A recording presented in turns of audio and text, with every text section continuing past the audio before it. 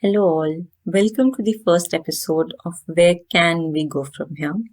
I'm Vibhuti, a mental health professional, and through these episodes, I hope we can take a journey, both inward and outward, to think about, discuss, and reflect on various aspects related to mental health that impact us both individually as well as collectively. On this first episode, I would like to begin by talking about a pitch that was made in the penultimate week of a recently concluded show that had gained quite some momentum in our country, which is Shark Tank India. There was a pitch about, and I quote, anti suicide fan rod, unquote. For those of you wondering what the pitch was or what it means, I'll just give a brief of it. So, basically, the pitch by the entrepreneurs was about a rod which can replace the already existing fan rods. The difference is that this rod has a spring attached to it so that whenever the fan detects any heavy weight, the spring would pull down and the rod would detach itself, right? So the spring would come down, and there would also be a beeping alarm to indicate that there has been a heavier weight detected by the fan. When I looked at that pitch, there were two things that were crossing my mind. First was that it's great that we have people actually thinking about talking about mental health and suicide, and we have entrepreneurs, trying to discuss about those things and bring a pitch related to that, which was great.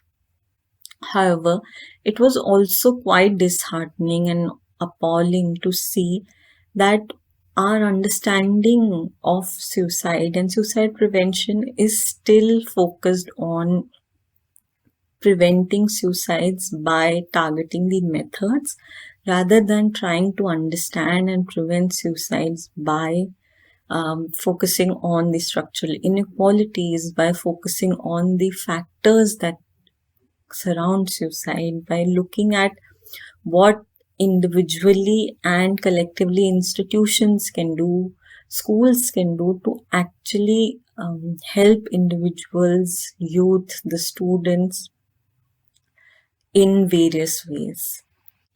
This is also interesting to know that this is not the first time that a thing like that has happened. Last year also, there was a news about the Indian Institute of Science in Bangalore replacing ceiling fans with wall fans to prevent suicides, right? To prevent death by suicides, which just goes on to show that it's not just one or two people who have that understanding or who look at it or perceive our deaths by suicide in a particular way, but as a larger collective society, as institutions, as schools, as places where youth, where children grow up, we see that there is still narrow understanding of that. We therefore need to look at where can we go from here.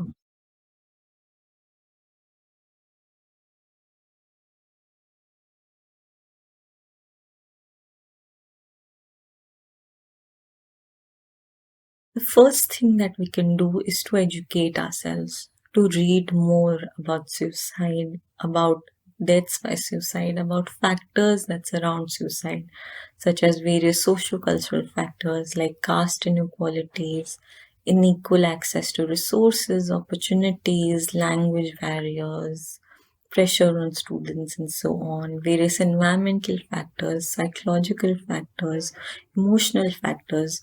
All of these impact youth, they impact children, they impact us as individuals. So, therefore, we need to be more considerate about this, to read more, to educate ourselves more about those factors, those aspects, and how we can work towards minimizing them. How can we work towards preventing suicides keeping all those things into consideration. We can also talk to people with lived experiences if we get an opportunity. When I talk about lived experiences, what I mean is those people who have gone through a particular experience of a death by suicide, or maybe who have near and dear ones who have gone through such an experience.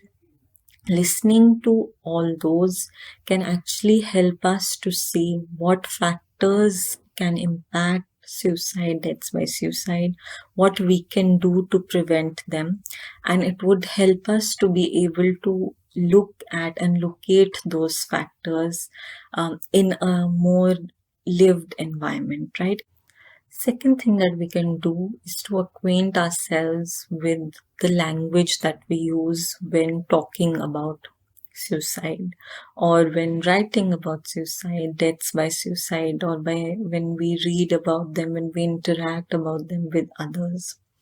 So when we say a term like, and I quote, committed suicide, that places the onus on the person and it criminalizes the act.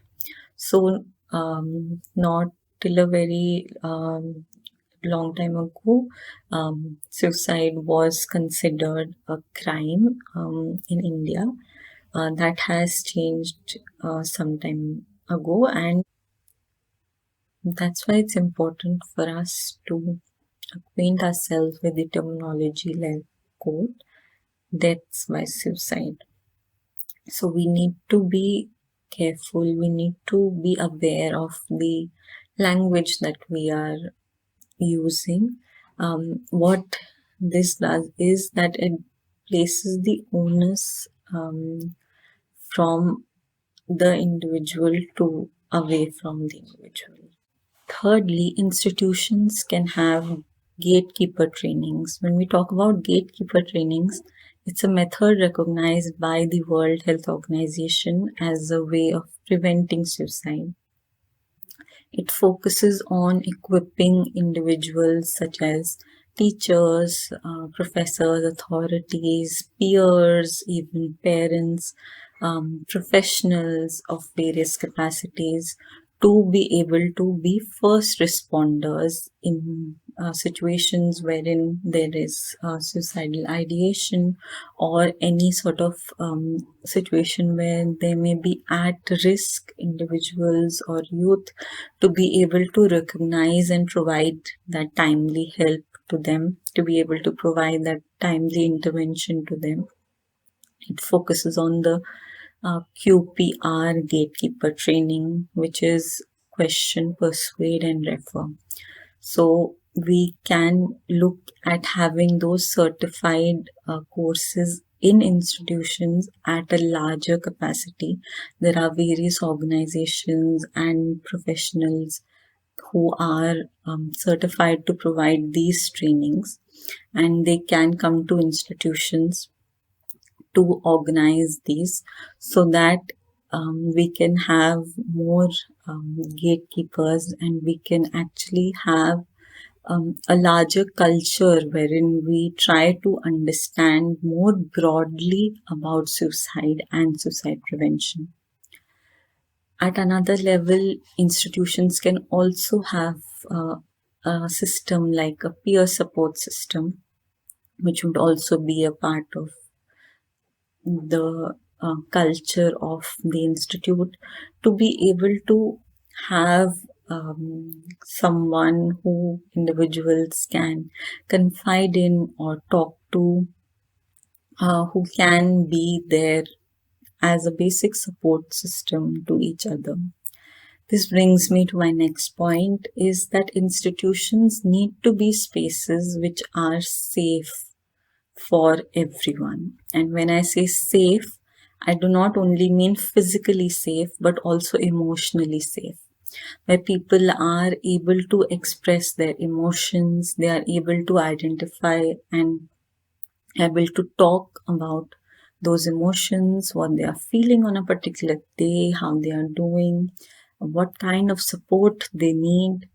They are able to freely express their identity, freely able to express their sexuality, able to be who they want to be, right? Who they are as a person.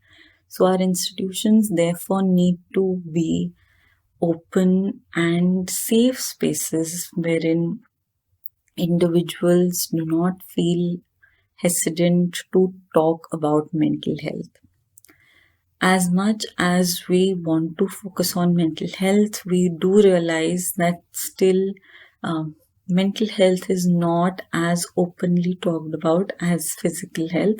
And many people in the past have also pointed this out, that we can very openly talk about any sort of physical ailment or any physical health aspect, but with mental health, we do not see the same level of openness, the same level of reception. So, for people to be able to talk, to interact, we also need a space that is receptive of it. A space wherein we know that if I do talk about my mental health, I talk about aspects related to my mental health, that it would be received, it would be acknowledged, that it would be respected. So, therefore, we need to have institutions, we need to have spaces wherein all this is possible. Institutions can also have counselors in a way that there are a lot of universities that do recruit counselors, but many times they do not have the freedom to be able to talk about, to be able to execute plans, whether it be intervention plans, whether it be prevention plans related to mental health, to one's emotional health, to think about, to talk about those aspects. So we have to look at those factors also. Institutions can also, lastly, have, if not not every day, which would be great if it can happen every day, but at least dedicate some amount of time, probably every week or once a week, any sort of period that is possible for individuals to open up about their experiences, their mental health experiences. We can invite people with lived experiences to talk about mental health, to talk about what they went through or what they are probably going through, how they are coping with it, what are the various support systems that are available, what are places where support systems can be instilled further, what it is that we can do to provide that support. So, therefore, these are some things that institutions can do to be able to prevent suicide, to be able to look at deaths by suicide in a more broad manner rather than only focusing on the methods of deaths by suicide.